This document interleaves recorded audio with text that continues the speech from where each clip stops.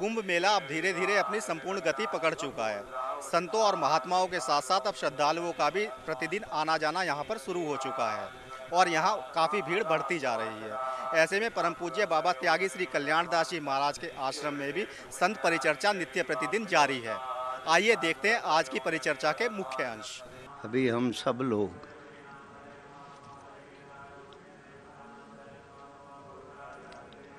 कल्याण Sevashram Kumbh Mela camp में ठहरे हुए हैं और प्रयागराज के इस पूर्ण कुंभ के अवसर पर एक महीने यहाँ पे गंगा जी के किनारे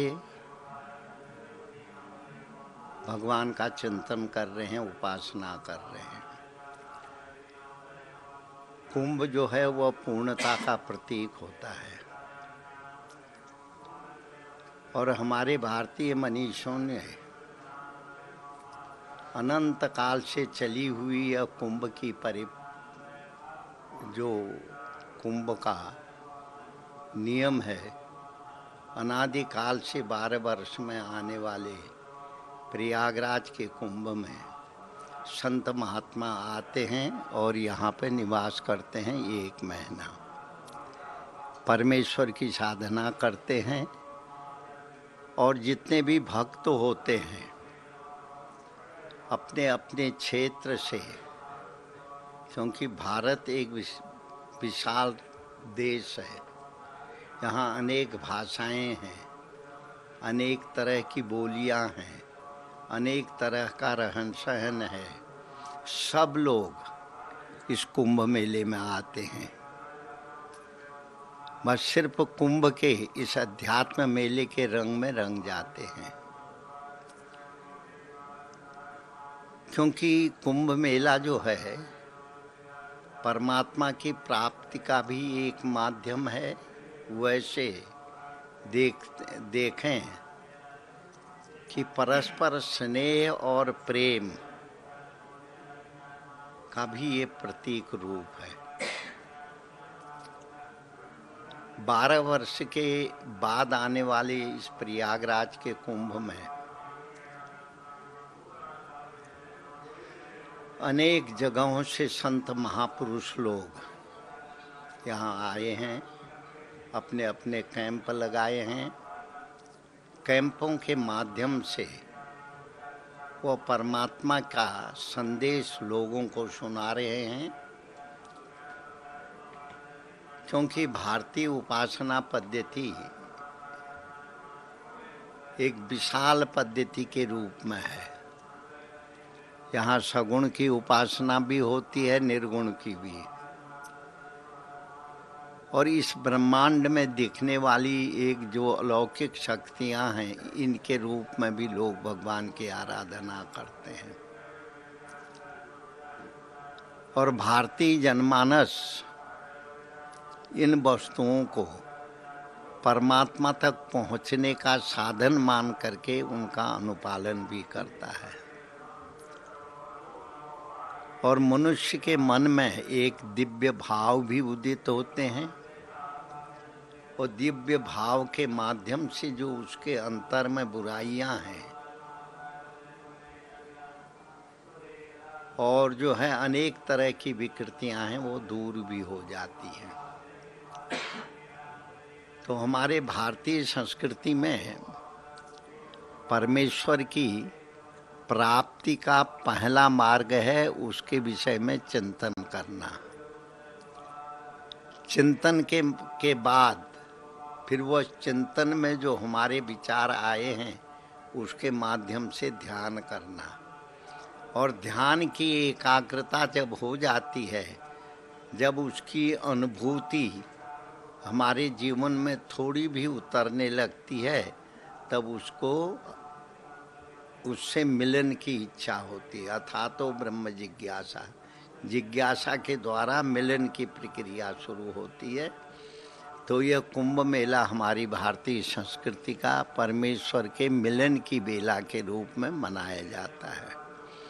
विविध तरह की भाषा बोलने वाले, विविध तरीके के अनुष्ठानों के माध्यम से परमात्मा की प्राप्ति करने वाले लोग एक मंच में उपस्थित होकर के और बड़े प्रेम से जो है उस परमात्मा की उपासना करते हैं अपने अपने ढंग से, जिसको विष्णु ये जो है महिमन में आचार्य पुष्पदंत कहते हैं, रुचि नाम वैचित्र्यां द्रज कुटिल नानाम पथ जुषा। अपनी रुचि के अनुसार, अपनी चाहना के अनुसार लोग साधना करते हैं और फिर उसकी कृपा को भी प्राप्त करते हैं।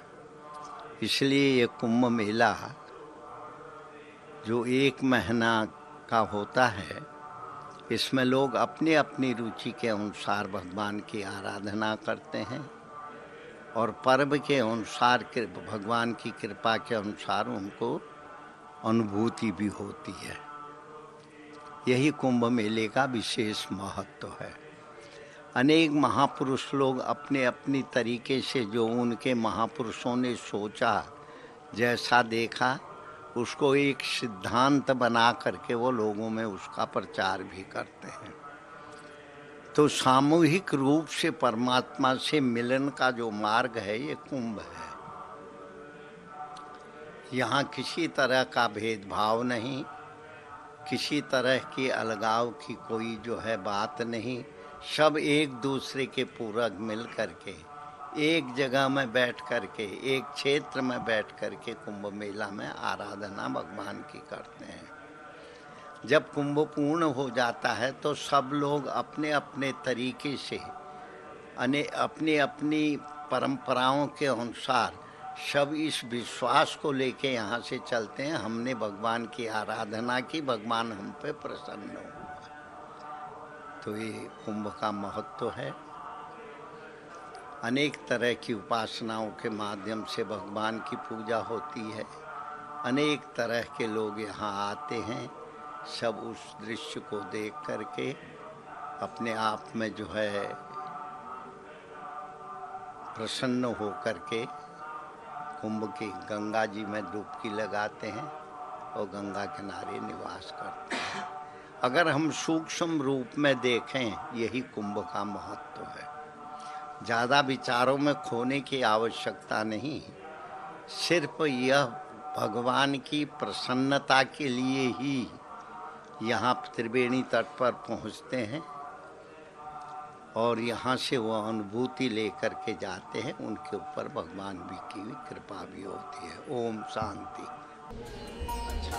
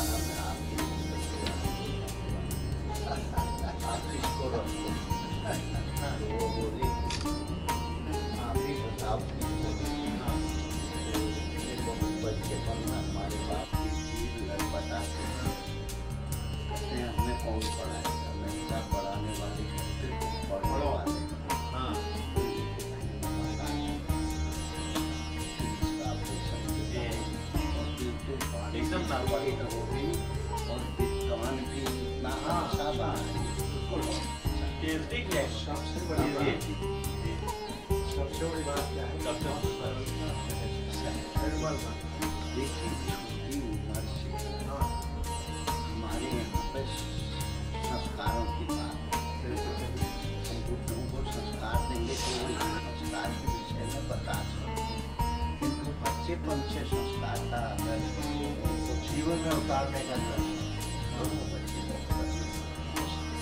तो जब ये पढ़ लिख के तैयार और हमारा भी काम पूरा हो गया, हमने कहा 12 वर्ष जब तक ये पूरा ये संग्रह का शायरा गए होंगे तो कई बार संग्रह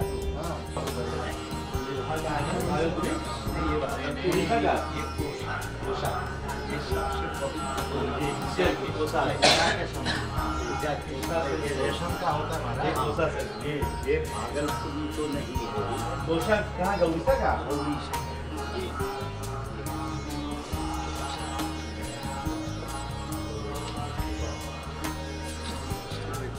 फिर आइएगा हैं? जी 27 को तो आएंगे।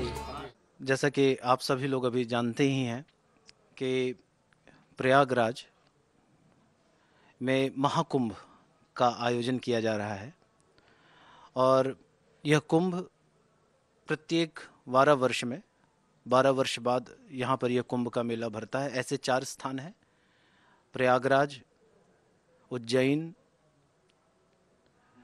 त्र्यंबकेश्वर, नासिक एवं हरिद्वार। प्रत्येक इन चारों जगहों पे, इन चारों स्थानों पे कुंभ का ये मेला हर प्रत्येक 12 वर्ष में फिर एक प्रकार से रिपीट होता है। तो ये हम सब लोगों के लिए बड़ा सौभाग्य का विषय है।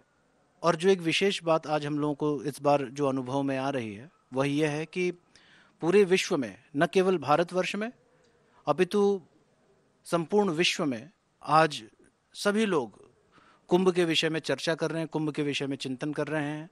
और हमको भी बहुत से विदेशों से बहुत से लोगों का, बहुत से श्रद्धालुओं का फ़ोन भी आ रहा है, संदेश प्राप्त हो रहा है कि ये कुंभ का जो आयोजन है ये किस रूप में हो रहा है, क्यों हो रहा है और इसका प्रयोजन क्या है।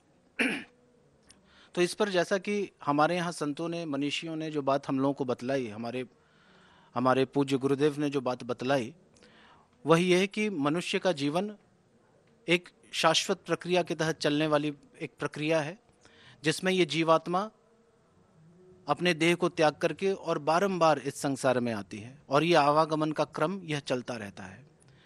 और सनातन जीवन पद्धति में इस बात को हमारे महापुरुषों ने सर्वप्रथम चिन्हित कर, सर्वप्रथम समझ करके हमारे ऋषियों ने इस बात को बतलाया कि ये जो आवागमन का क्रम है इसमें कहीं ना कहीं दुख है, जिसमें यह जीव इस संसार में रह करके दुखानुभूति भी करता है, सुख की भी अनुभूति होती है। परंतु जो विवेकी लोग हैं, जिन्होंने जीवन में उस विवेक ख्याति का उद्दीपन किया, जिन्होंने अपने जीवन में उस डिस्क्रिमिनेटिव फैकल्टी को अपने जीवन में उतारा और जिनके जीवन में वो बात दिखलाई दी, उनका कहना है कि सब कुछ, जो कुछ भी संसार में हो रहा है वो दुख स्वरूप ही है। हमारे सुख, जो हम सुख की अनुभूति करते हैं, वे भी शाश्वत न होने के कारण और अटैचमेंट को हमारे भीतर, हमारे अंतःकरण में उत्पन्न करने के कारण वे भी सब दुख स्वरूप ही हैं। और इसको योग सूत्रों में महर्षि पतंजलि जी कहते हैं कि परिणाम ताप संस्कार दुखैर गुणवृत्ति विरोधाच दुखमेव सर्वम विवेकिनः। कहते हैं कि संसार में जो विवेकी लोग हैं वह लोग इसको 3 प्रकार से बतलाते हैं। परिणाम दुख, कि हम जो कुछ भी करते हैं सुख प्राप्ति के लिए करते हैं, परंतु उसका जो अंतिम जो फल हमें प्राप्त होता है, जो कि एब्सोल्यूट जो हमको जो एक फल मिलता है, जो वो दुख के रूप में ही मिलता है। चाहे वो किसी से दोस्ती हो, चाहे किसी से प्रेम हो, और इस संसार में रहते हुए जो कुछ भी होता है वो कहीं ना कहीं हमारे जीवन में दुख को लाता है। इसको कहते हैं परिणाम दुख। फिर कहते हैं ताप। 3 प्रकार के ताप हैं, आध्यात्मिक, आधिदैविक, आधिभौतिक। इन तीनों प्रकार के तापों से ये मनुष्य का मन ये नित्य निरंतर दग्ध रहता है, नित्य निरंतर जलता ही रहता है। फिर कहते हैं संस्कार, और जो संस्कार दुख हैं हमारे जीवन में जन्म जन्मांतरों के हमारे संचित कर्म, जन्म जन्मांतरों के हमारे संचित फल, जो इम्प्रेशंस हमारे माइंड पे पड़ रहे हैं, जो हमारे अंतःकरण पे पड़ रहे हैं, वो भी कहीं ना कहीं हमारे जीवन में दुखों को लाने का कार्य कर रहे हैं। और कई बार तो लोगों को समझ में भी नहीं आता कि ऐसा मैंने क्या किया कि मेरे जीवन में दुख आया। फिर कहते हैं संस्कार गुणवृत्ति विरोधाच। फिर मानवीय मन में ये जो 3 गुण कार्य कर रहे हैं, सत्व, रज और तम, ये तीनों परस्पर एक दूसरे से नित्य निरंतर लड़ते ही रहते हैं। डोमिनेंस के लिए ये तीनों प्रयास करते हैं। कभी सत्व डोमिनेंट हो जाता है, कभी तमस डोमिनेंट हो जाता है, कभी रजस डोमिनेंट हो जाता है, और इस प्रकार से ये मन के भीतर ये झगड़ा इन गुणों का चलता रहता है, जिसके कारण भी मानवीय मन अशांत ही रहता है। इसीलिए हमारे यहाँ महापुरुषों ने एक परिकल्पना दी और एक खोज किया कि कैसे हम इस संसार में रहते हुए और इन संसार के तापों का शमन करते हुए कैसे हम अपने जीवन को धन्यता की ओर, कृतकृत्यता की ओर ले जा सकते हैं। और जिस पे जब शोध हुआ तो परिणाम आया कि इस संसार में 2 वस्तुएं कार्य कर रही हैं। एक तो है मैटर, दूसरा है कॉन्शियसनेस, जिसको कि हम लोग चेतना कहते हैं, जिसके विषय में शिव सूत्रों में सूत्र आया चैतन्य महात्मा, कि ये जो आत्मा है यह चैतन्य स्वरूप है। तो हमने तो अपने पूज्य गुरुदेव के मुख से यही सुना है और इस बात को समझने का प्रयास भी किया है कि प्रत्येक 12 वर्ष में ये जो कुंभ का जो एक रिपीटेशन होता है, एक जो आयोजन होता है, ये कहीं ना कहीं हमें इस बात को स्मरण कराने का भी कार्य करता है कि हम सिर्फ ये शरीर नहीं है और हमारा जीवन जिस दायरे में हमने बांध रखा है, जैसा हमारा जीवन दिखलाई पड़ता है, सिर्फ हमारा जीवन उतना ही नहीं है, इससे परे भी एक आयाम है और वो आयाम हम सब के भीतर ही है, जिसको भगवान श्री कृष्ण कहते हैं ईश्वरः सर्वभूतानां हृद्देशेर्जुन तिष्ठति भ्रामयन् सर्वभूतानि यंत्रारूढ़ानि मायया। भगवान कहते हैं कि देखो अर्जुन, ईश्वर सभी के हृदय में विराजमान है, परंतु वो दिखलाई क्यों नहीं पड़ रहा है? तो कहते हैं भ्रामयन् सर्वभूतानि यंत्रारूढ़ानि मायया, कि यंत्रों में आरूढ़ ये जो माया है, जो हमारी, और यंत्र क्या है? हमारी इंद्रियां, जो नित्य निरंतर बहिर्मुख होकर के बहिर्गमन कर रही हैं, जिनके माध्यम से हमारा मन चंचल होकर के नित्य निरंतर बाह्य विषयों की ओर जा रहा है। तो कहते हैं कि वो 5 इंद्रियां वे ही यंत्र हैं और उन यंत्रों में आरूढ़ माया जो अविद्या है, उसके कारण हम अपने भीतर उस सुख स्वरूप परमात्मा को, उस आनंद स्वरूप परमात्मा को, उस ईश्वर को हम देख नहीं पाते।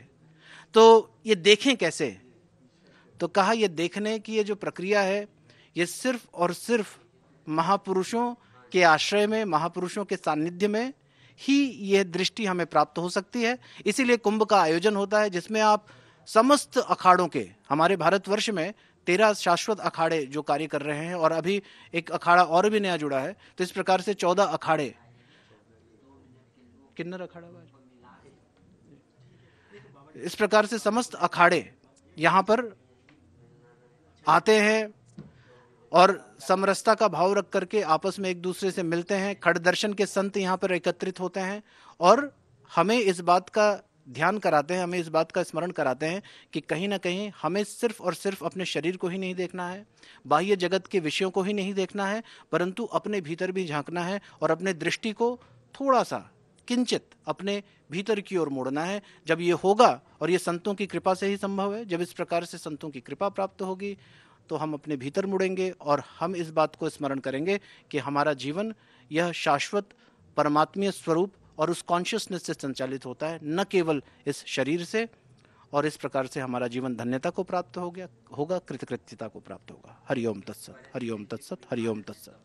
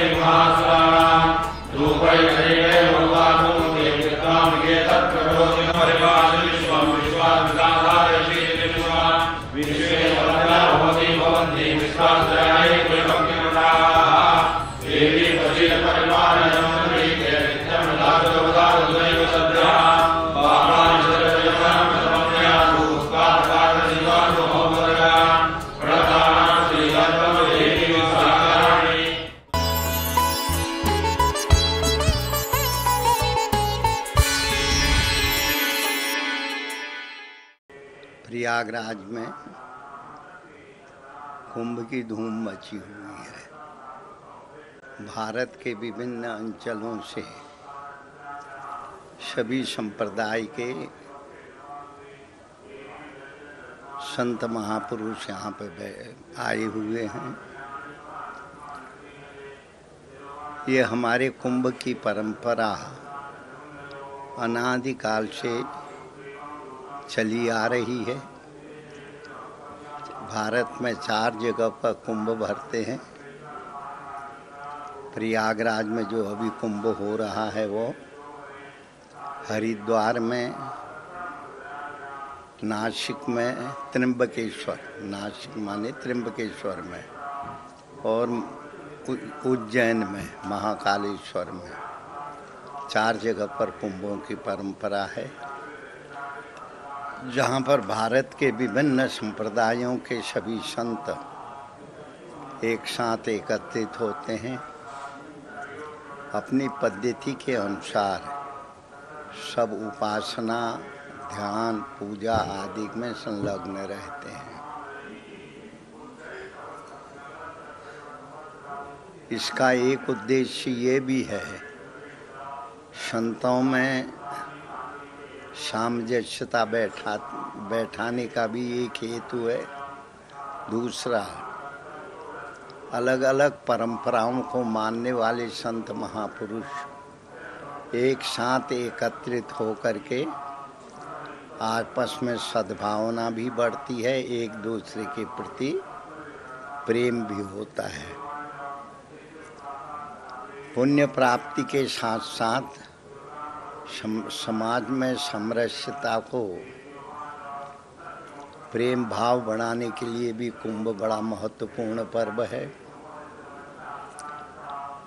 और भारत के विभिन्न अंचलों से अनेक तरह की भाषा बोलने वाले लोग भी यहाँ एकत्रित होते हैं। वो भी अपनी श्रद्धा और भक्ति के अनुसार कुंभ के अवसर पर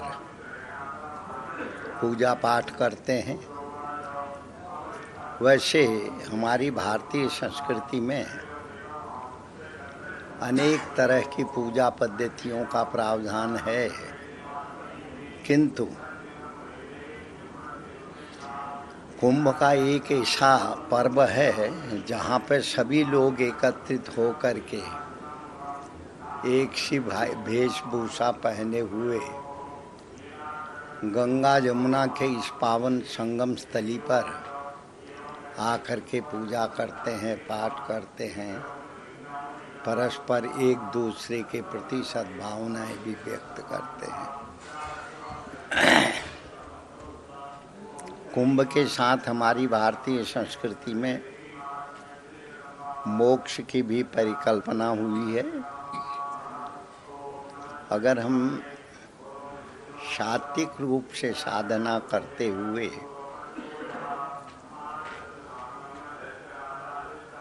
जैसे गीता में भगवान ने लिखा है, स्वे स्वे कर्मण्य विरत संसिद्धि लभते नरः। अपनी अपनी श्रद्धा के अनुसार, अपनी अपनी भावनाओं के अनुसार जब व्यक्ति आध्यात्म मार्ग में प्रवृत्त होता है, उसके बताए हुए मार्ग का अनुशीलन करता है, उसको सिद्धि की प्राप्ति होती है। सिद्धि शब्द का अर्थ कोई ऊपर से गिरने वाली कोई ऐसे चमत्कारिक वस्तु नहीं है जो ऊपर से आती है और उससे जो है चमत्कार होता है।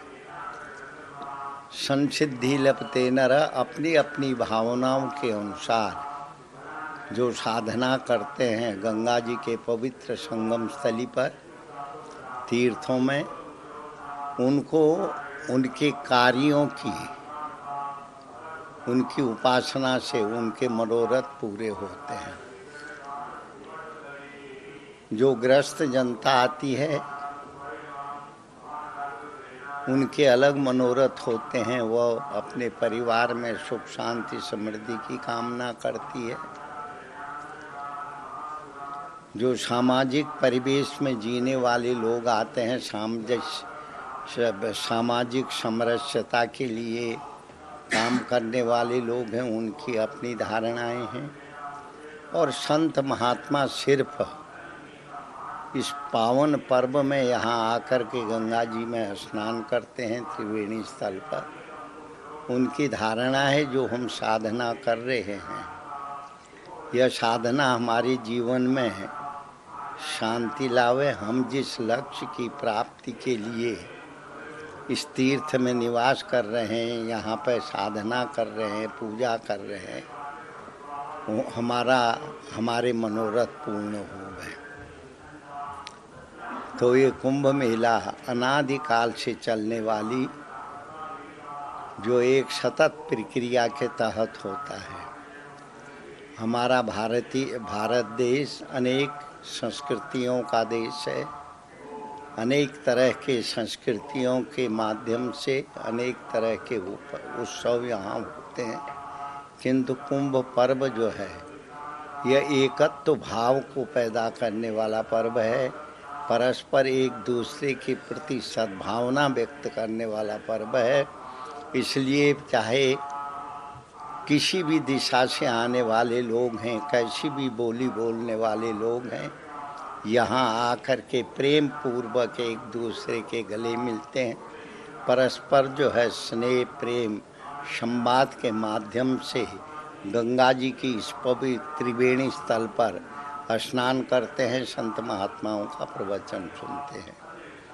यह बहुत बड़ी जो है ईश्वर की कृपा है कि इस स्थान पर इस साल भी यहाँ पे कुंभ का आयोजन हुआ है। और कुंभ में भारत सरकार ने और राज्य सरकार ने बहुत सुंदर व्यवस्था यहाँ पे दी है, जिससे लोगों को किसी तरह की असुविधा नहीं हो। लोग शांतिपूर्वक कुंभ के दर्शन करें और गंगा जी में स्नान करके अपने अपने मनोरथों की सिद्धि लें। इसी उद्देश्य के लिए अभी यहाँ कुंभ हो रहा है। संत महापुरुषों के प्रवचन हो रहे हैं, यज्ञ हो रहे हैं, जप हो रहा है। यह जो है उपासना का एक अंग है, परस्पर प्रेम भाव और सद्भाव का प्रतीक भी है। तो इस तरीके से यह कुंभ 1 महीने तक यहाँ चलेगा, तो जिसमें अनेक संत महात्मा जो है इसमें भाग ले रहे हैं। और पर्वों में शाही स्नान भी होगा। यह बहुत हमारी भारतीय संस्कृति की गरिमा का पर्व भी है, हमारी भारतीय संस्कृति की एकता का भी प्रतीक है। इसलिए यह कुंभ यहाँ पे मनाया जाता है। हरिओम तत्सत।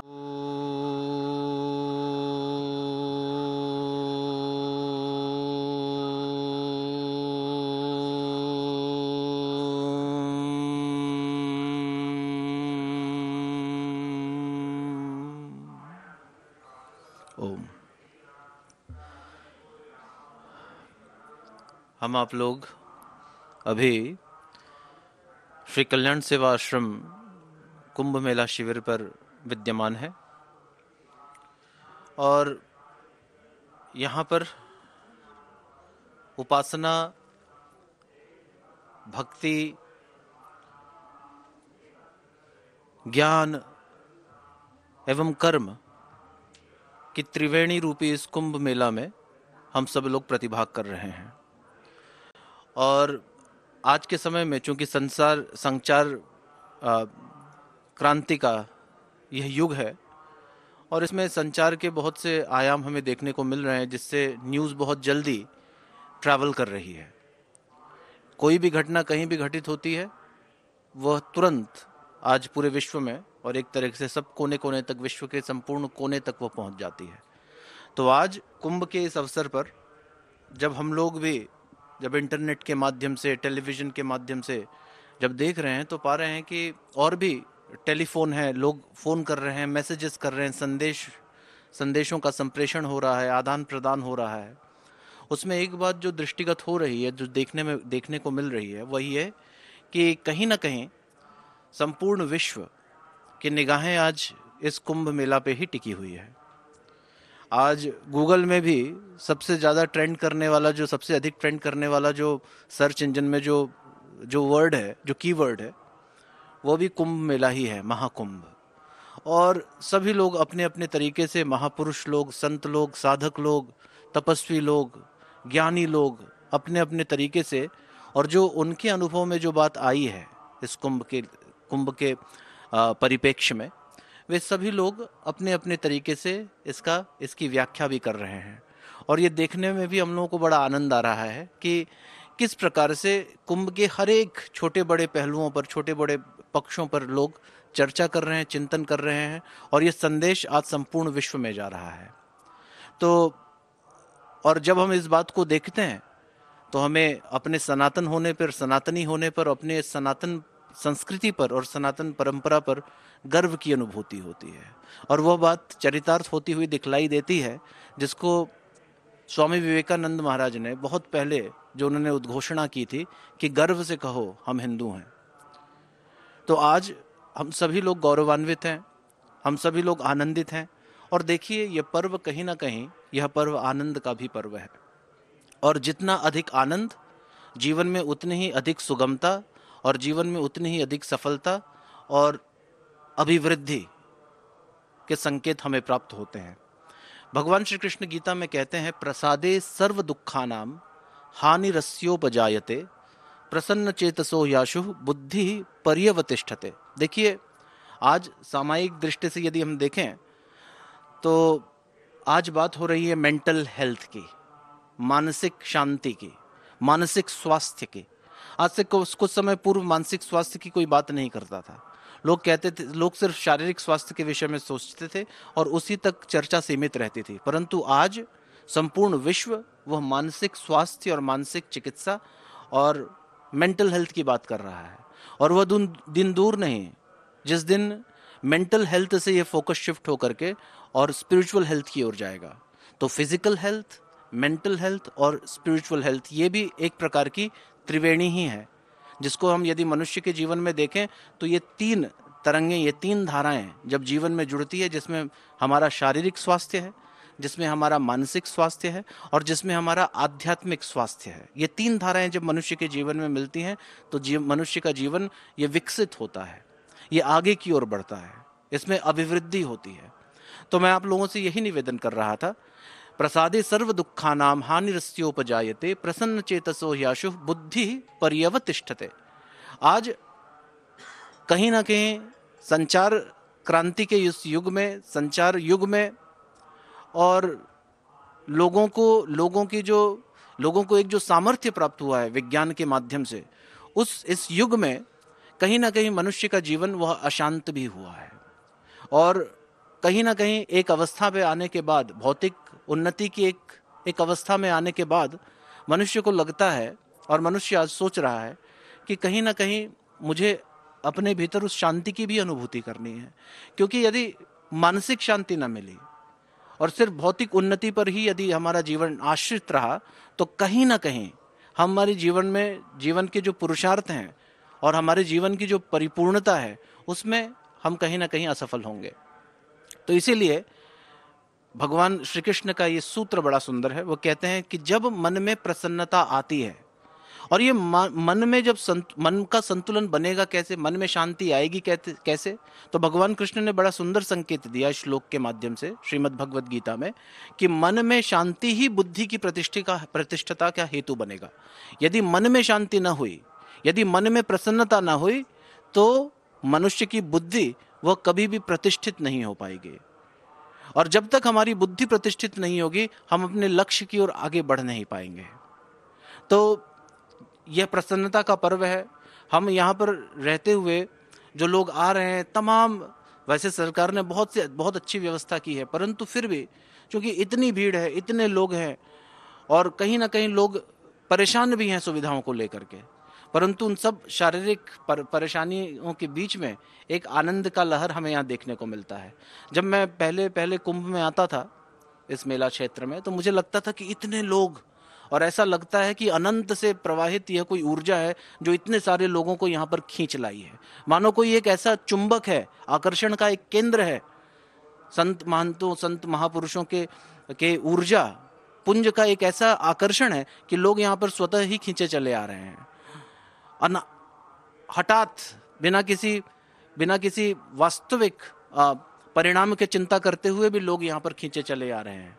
तो ये देख करके मन को बड़ी प्रसन्नता होती है। और जब इस पे चिंतन करते हैं तो पाते हैं कि कहीं ना कहीं उस आनंद के, उस उत्सव में सम्मिलित होने का ये एक समय है, ये एक अवसर है जिस अवसर का लोग लाभ ले रहे हैं। हम लोगों को भी श्री कल्याण सेवा आश्रम के शिविर में अनेक आध्यात्मिक अनुष्ठानों, जिसमें वैदिक पाठ, सस्वर वैदिक पाठ और वैदिक अनुष्ठान सम्मिलित हैं, तथा संतों के प्रवचन, कथा के माध्यम से मन के ताप एवं शाप का हरण की शमन की व्यवस्था गुरुदेव ने की है। यहाँ पर अनेक लोगों के लिए भोजन प्रसाद की व्यवस्था है। बहुत लोग यहाँ निवास कर रहे हैं, कल्पवास कर रहे हैं, और हम सब के लिए आनंद का क्षण है। और कहीं ना कहीं उस आनंद में हमें ऐसी प्रतीति हो रही है कि हमारी बुद्धि यह प्रतिष्ठित होती जा रही है, अपने लक्ष्य की ओर केंद्रित होती चली जा रही है। और जब हमारी बुद्धि लक्ष्य की ओर केंद्रित होगी और जब प्रतिष्ठित होगी, तो मानव जीवन का कल्याण उसी में सन्निहित है।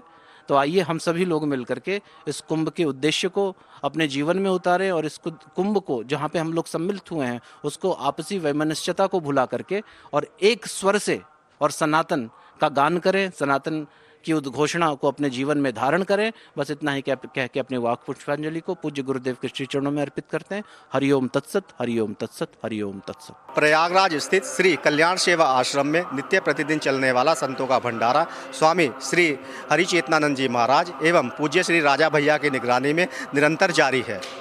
आज भी अनेक साधु संतों ने यहाँ सुबह आकर प्रसाद ग्रहण किया।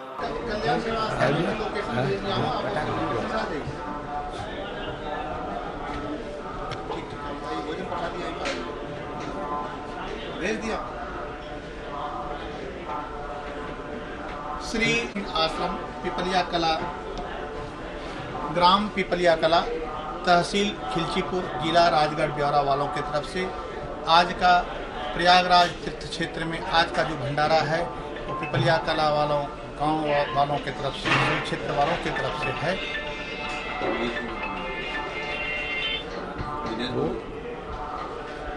जिसमें दिनेश पुरोहित जी भी सम्मिलित हैं, हमारे पिपलिया कला के रामचंद्र मार साहब, श्री राधे श्याम जी दांगी, सभी ग्रामवासी सम्मिलित हैं। उन्हीं सभी की तरफ से आज का भोजन प्रसादी कराया गया है।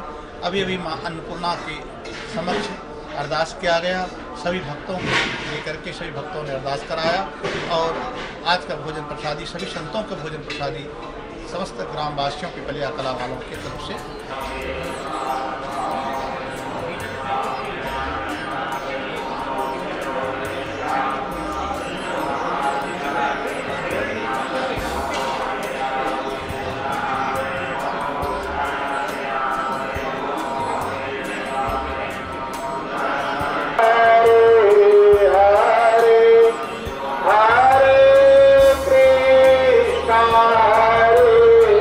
Krishna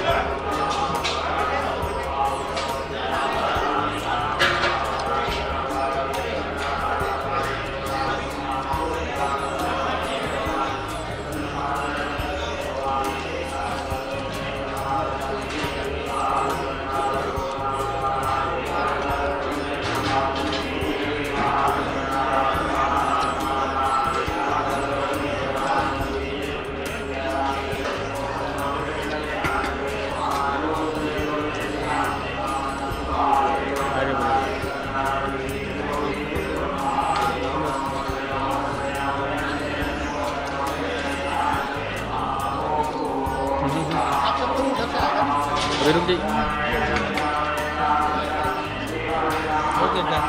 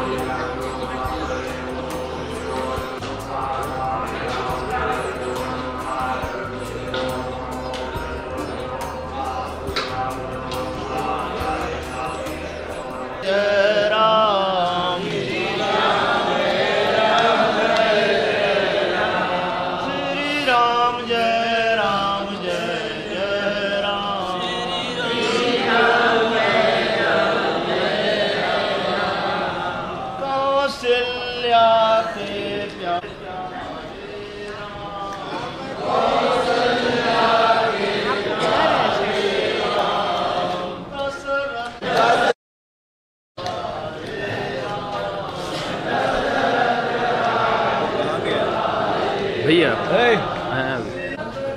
कल्याण सेवा आश्रम कुंभ मेला शिविर में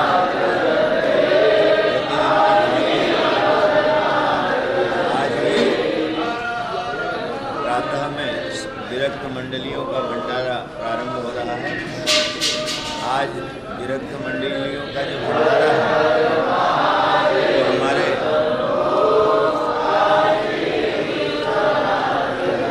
दिल्ली से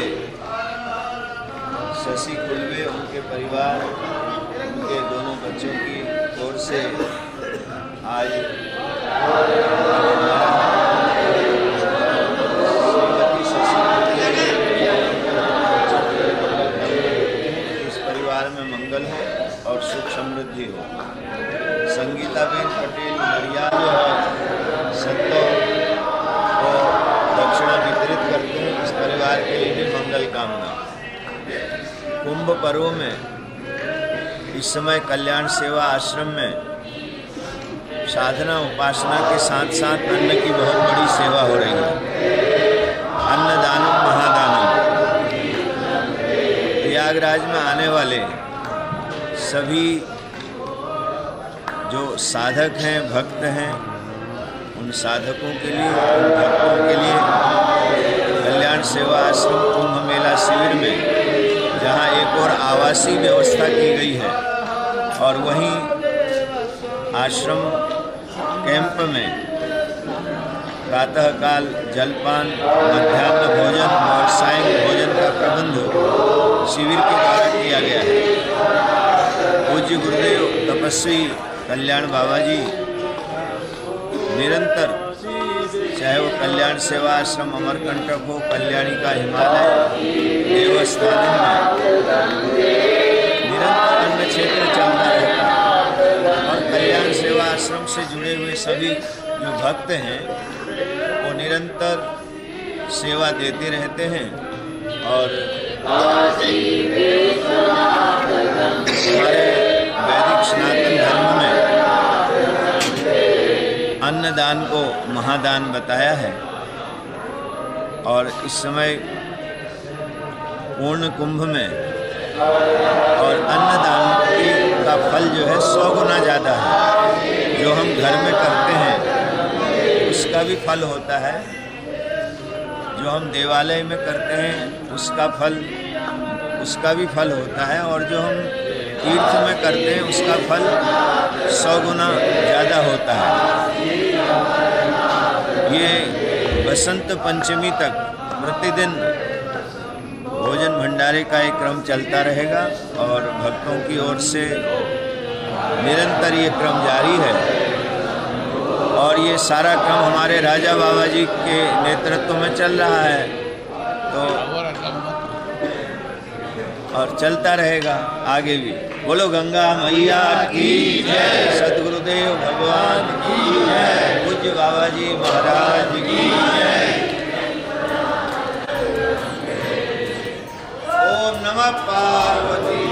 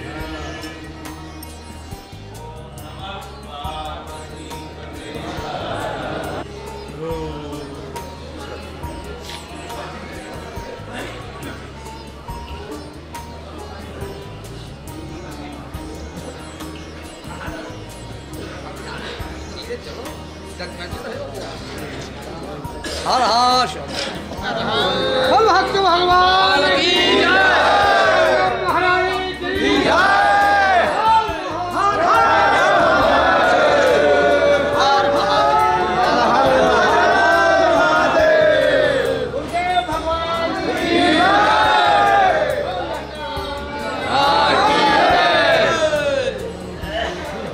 यमुना सरस्वती की जय।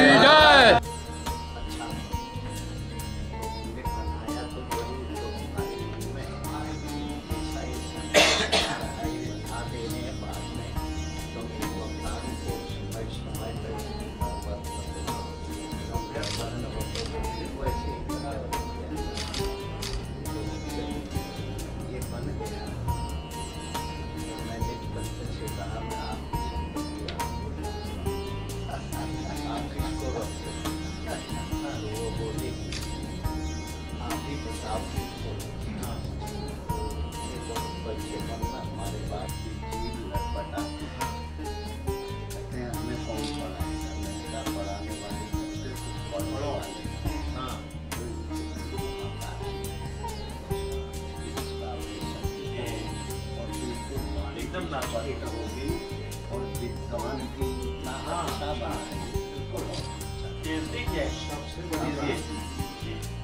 सबसे बड़ी बात क्या है? देखिए छोटी उम्र से हमारे यहाँ पे संस्कारों की बात है। हम बुद्धों को संस्कार देंगे तो वो संस्कार के विषय में बता सकते, किंतु बच्चेपन से संस्कार का अगर उनको जीवन में उतारने का लक्ष्य तो वो बच्चे तो जब ये पढ़ लिख के तैयार हुए और हमारा भी काम पूरा हो गया, हमने कहा 12 वर्ष जब तक ये पूरा ही खंडहर का सायरा से पहले गए होंगे तो कई बार खंडहर ये कोसा ये सबसे रेशम का होता है, ये भागलपुरी तो नहीं है। तोशा कहाँ गौरीसा का? उड़ीसा।